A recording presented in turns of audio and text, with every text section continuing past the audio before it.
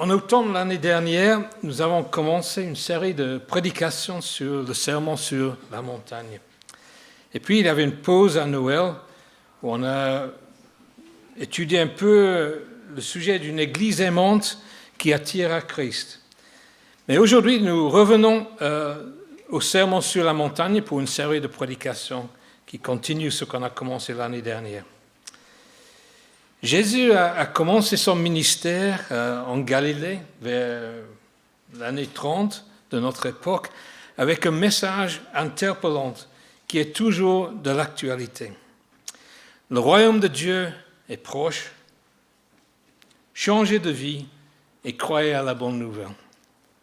Le royaume de Dieu est proche, changez de vie et croyez à la bonne nouvelle. Je retire deux choses de ça. Le message de Jésus était et reste une bonne nouvelle pour nous.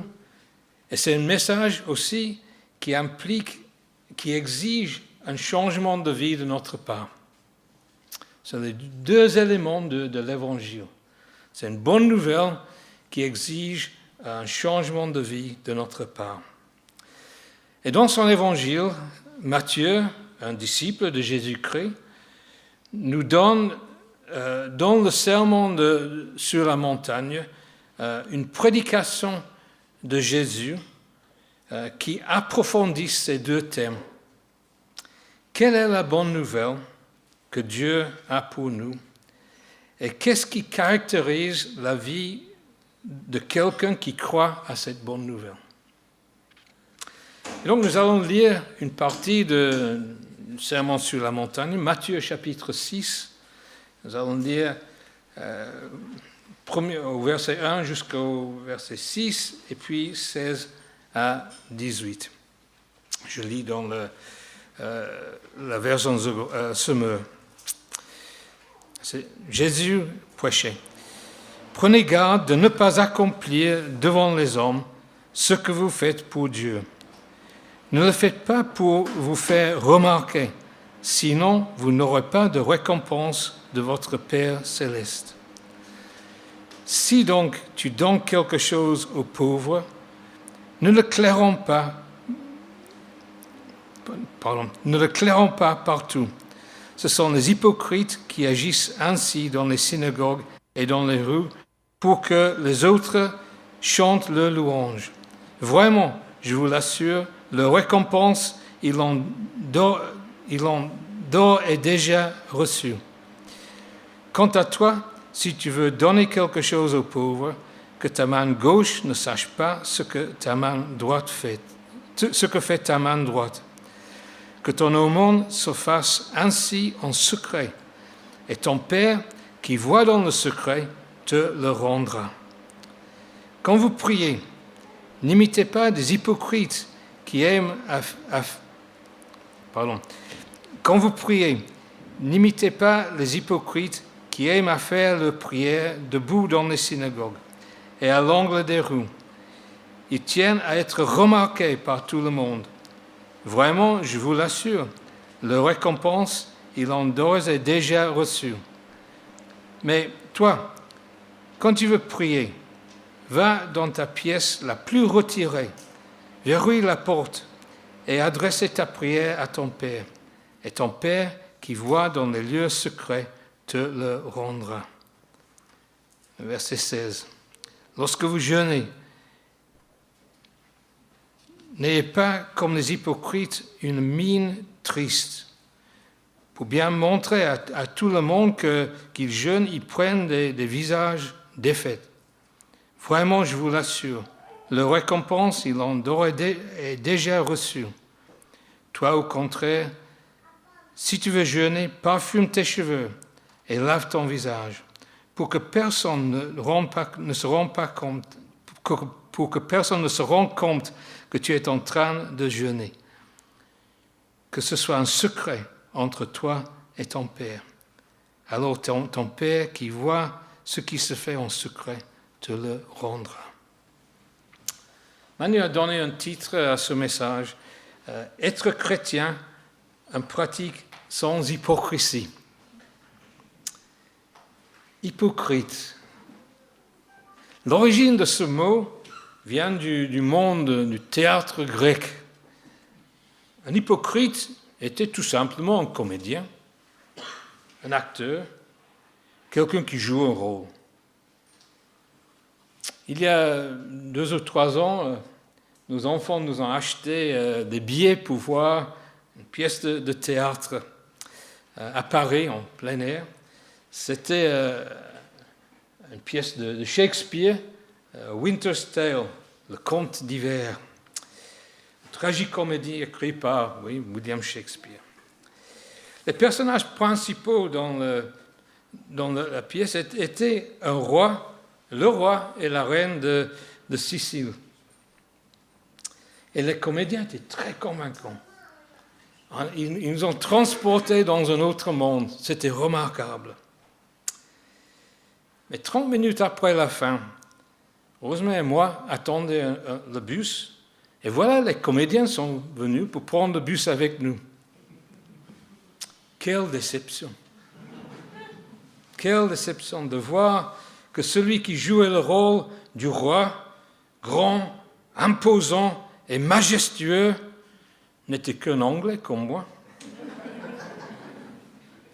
Un homme tout à fait ordinaire, comme moi. Et assez petit en taille, moins grand que moi. Quelle déception! Je m'appelle toujours de ça. Donc jouer un rôle, c'est super pour les comédiens. Ça c'est le rôle. Ils sont payés pour ça, ils sont récompensés pour ça. Mais jouer un rôle dans la vie, ça c'est autre chose. J'étais avec plusieurs de l'église ici au culte de reconnaissance pour la vie de Chris Short, ancien pasteur de cette église. Et il y avait un témoignage puissant, exprimé en beaucoup de façons différentes. Mais ce qui reste pour moi un témoignage qui m'a beaucoup parlé, c'est ce que son fils Benjamin a dit. Il a dit, en effet, le Chris Short qui prêchait devant quelques centaines de personnes au culte à Ponto était le même Chris Short à la maison avec sa famille. C'est fort, hein, quand c'est votre famille qui vous parle de ça. Cette semaine, on a, dans nos études bibliques, dans le groupe de maison, plusieurs groupes de maison, on a regardé les qualités de ceux qui dirigent une église. Et une des qualités, c'est que le témoignage, d'avoir un bon témoignage dans la famille et au lieu de travail. Pas d'hypocrisie. Hein. Et Christ était un bon exemple de ça. Pas d'hypocrisie. Il ne jouait pas un rôle, il était 100% authentique. Et nous ne serons jamais parfaits dans cette vie, mais nous pouvons être authentiques. C'est une bonne nouvelle, ça. Quelle est la critique la plus répandue concernant les églises? Ils sont des hypocrites. Ils sont des hypocrites. Et Jésus aussi ne veut pas d'hypocrisie dans son église. Mais Jésus est différent de nous, ceux qui nous critiquent. Jésus vient à notre aide pour que nous puissions éradiquer l'hypocrisie de notre vie. Dans le chapitre 5 de l'évangile de Matthieu, on a le commencement du sermon sur la montagne, et là, Jésus traite le sujet de notre caractère.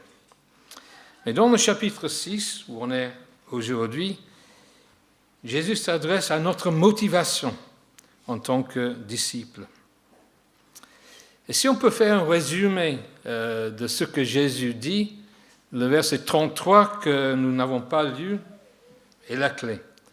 Faites donc du règne de Dieu et de ce qui est juste à ses yeux votre préoccupation première. Et toutes ces choses, ce que vous mangez, comment vous vous habillez, etc., vous seront données en plus. Faites donc du règne de Dieu et de ce qui est juste à ses yeux votre préoccupation principale. Autrement dit, cherchez d'abord le royaume de Dieu. C'est simple, n'est-ce pas? Cherchez d'abord le royaume de Dieu. Le problème, c'est que nous sommes compliqués. Il y a un verset en Ecclésiaste qui le dit très très bien. Voilà la chose que j'ai trouvée. Dieu a fait les hommes droits, mais eux, ils ont cherché beaucoup de complications. C'est vrai. Il y a une bataille constante en nous contre cet égoïsme qui est dans notre cœur. En tout cas, je parle pour moi, mais je pense que vous êtes comme moi. Il y a une bataille constante contre cet égoïsme qui est en nous. Vous savez ce que c'est la définition d'un égoïste? Les égoïstes sont tous ceux qui ne pensent pas à moi.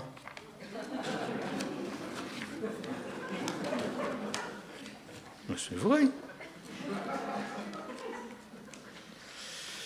Mais l'hypocrisie dont Jésus parle dans notre texte est la poursuite de l'égoïsme sous la guise de servir Dieu. Ça, c'est grave.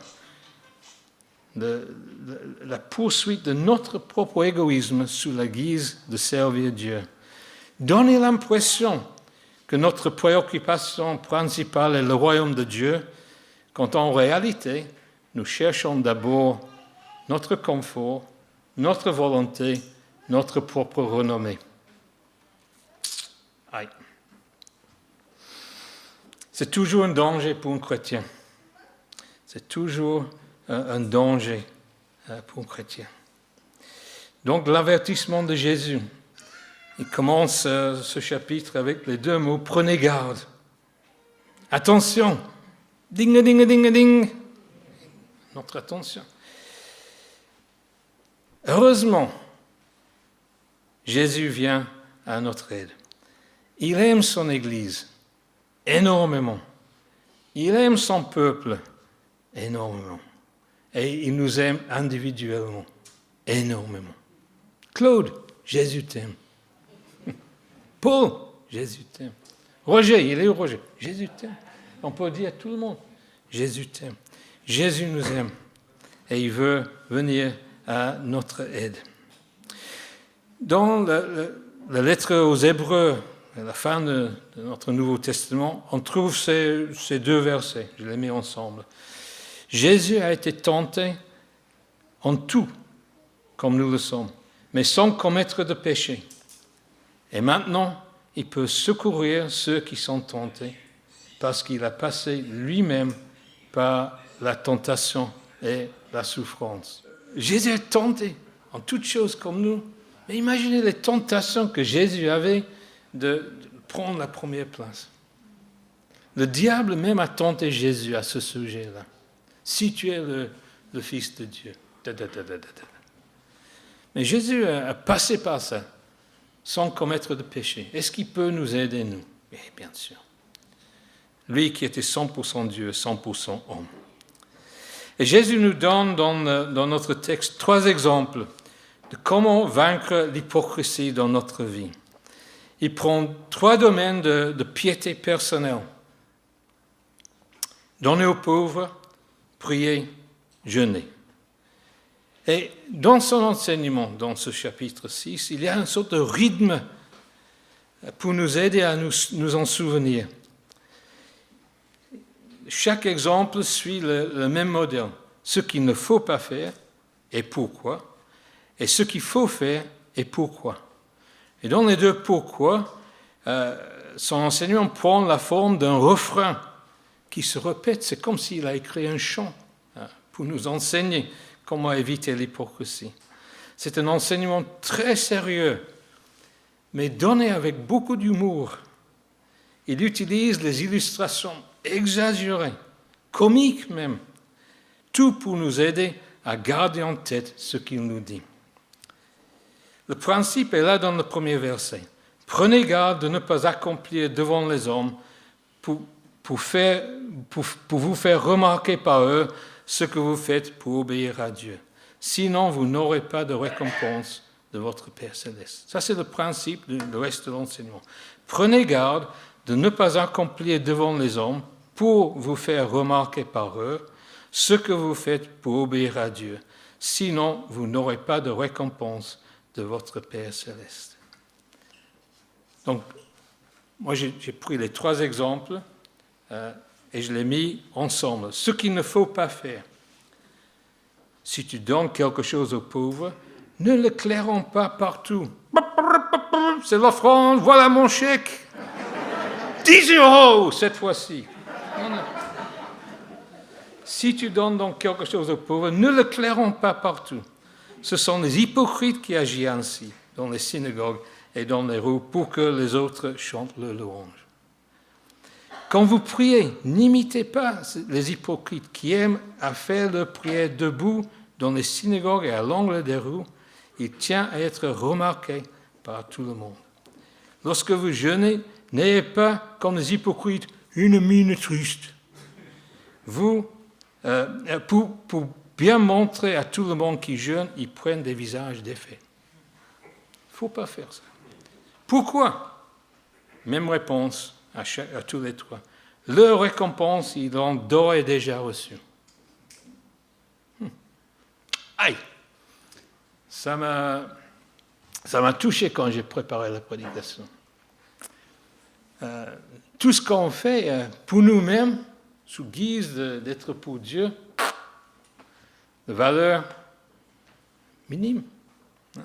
Devant Dieu, c'est comme si quand Dieu regarde ça en nous, il change de chaîne. Il ne s'intéresse plus à ça. Il ne s'intéresse plus. Dieu n'est pas du tout impressionné par nos actions, nos initiatives égoïstes. Donc, qu'est-ce qu'il faut faire? Les 3 exemples. Quant à toi, si tu veux donner quelque chose aux pauvres, que ta main gauche ne sache pas ce que fait ta main droite, que ton aumône se fasse ainsi en secret. Top secret. Que ta main gauche ne sache pas ce que fait ta main droite. Comme je dis, Jésus utilise une exagération là, mais pour souligner que c'est secret.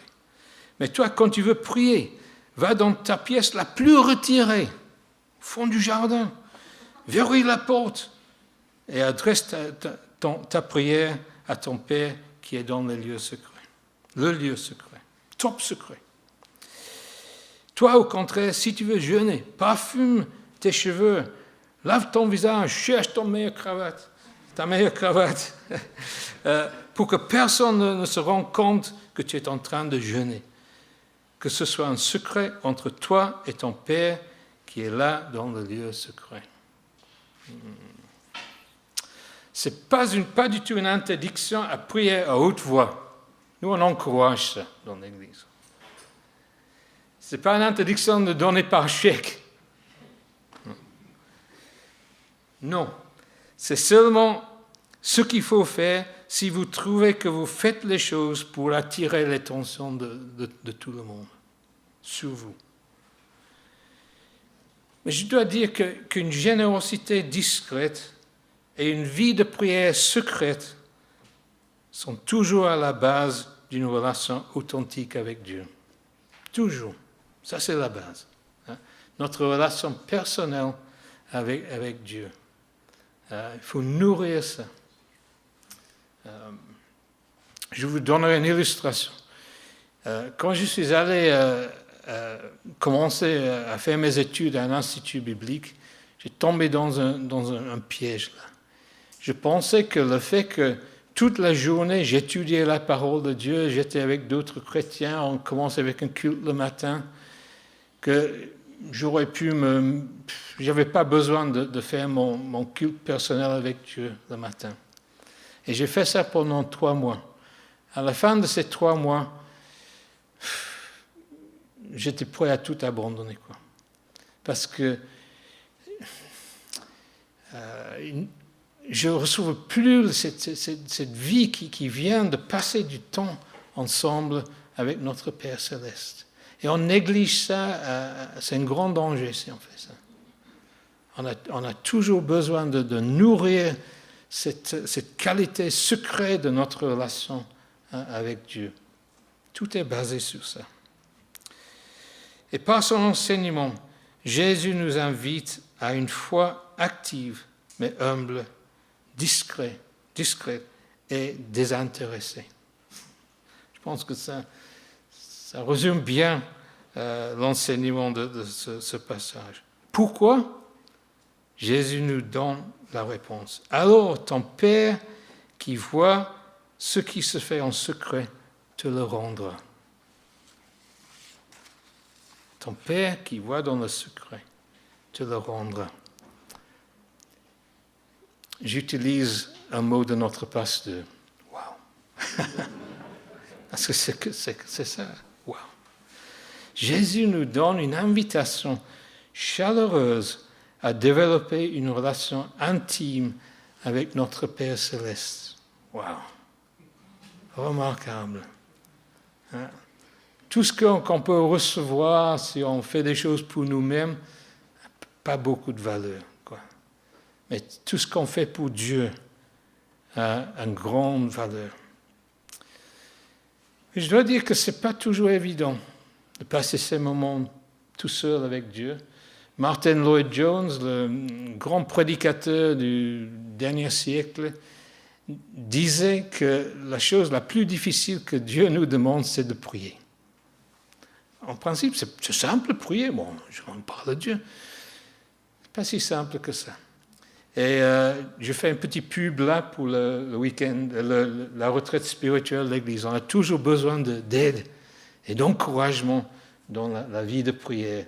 Et donc, ce sera bien de passer du temps ensemble en tant qu'Église pour méditer ça, pour approfondir ça. Comment bien utiliser ces moments, mais juste de se rendre compte que Dieu nous invite à se rencontrer avec lui chaque jour, tout seul, pour être tout seul avec lui.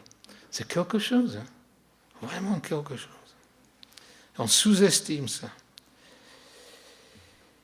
Dans le secret. Et ton Père, dit Jésus, qui voit dans le secret, te le rendra. En partie dans cette vie sur terre, mais en abondance dans la vie éternelle. Conclusion. À la cérémonie de souvenir et de reconnaissance pour la vie de Chris Short, il y avait un texte tiré d'une parabole de Jésus, imprimé sur l'ordre du jour.